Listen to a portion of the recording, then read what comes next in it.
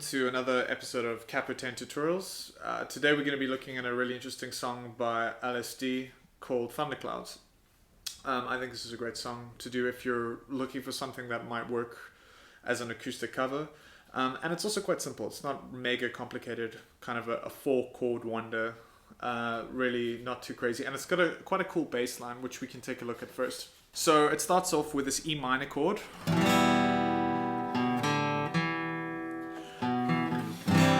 And then goes to a C chord, and then it repeats. So we use this E minor chord over here and a C, kind of like an old school C chord, I like to call it. You fill out the C by playing a standard C chord, but you move your third finger up one string, tuck your pinky finger underneath, and you'll get a full C chord. I think it just makes it a little bit more interesting, the bass line.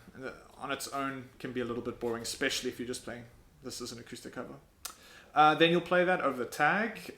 So I'll try and sort of sing the melody a little. Yeah, so you'll play that over the tag, which kind of goes like this. All I need is one more man is enough. Babe, you've got it wrong. Just turn your fears into trust.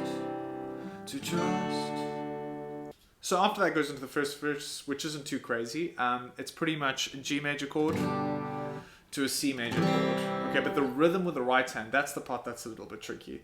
So I kind of do this sort of strumming pattern.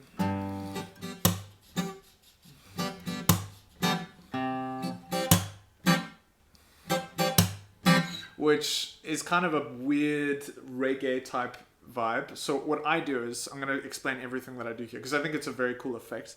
You play the bass string, say the sixth string with your thumb, and then you're going to strum up twice with your index finger, and then hit, and then up strum again.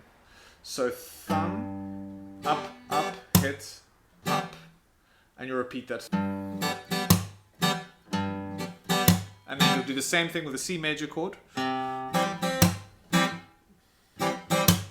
But the key is, if you want it to get that really nice sort of snappy sound, is you have to mute the strings with your left or your right hand. And that's what I do. That's why you can see my left and my right hand moving around a little bit to stop the strings.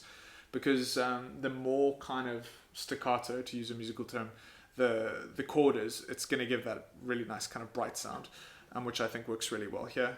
So let's take a look. The melody goes, where'd the love go, where'd the love go, when all is said and done.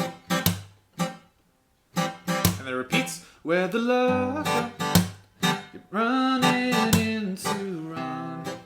And then straight to a D major chord. So I think that works really well. The actual music, I was listening to it earlier, it's a G major chord in 7th position, which is a C major shape in 7th position, but it's essentially a G major chord. Which for me is actually a lot easier to control the sound, and it's much easier to mute the chord this way. And then a C major, kind of like a barred A major shape on the 3rd fret. Yeah, and then that repeats, and then it goes to a D major chord. So those are two different ways of playing that. I think they both work. The chorus is pretty cool. It starts off with this E minor shape. You say in those words like you hate me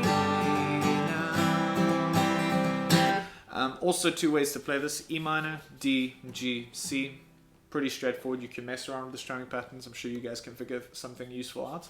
The other way, which I think is really effective, is to play an E minor. Instead of playing it like this, you play this 2-fingered shape with your 3rd finger on the 7th fret of the 5th string and your 1st finger on the 5th fret of the 4th string.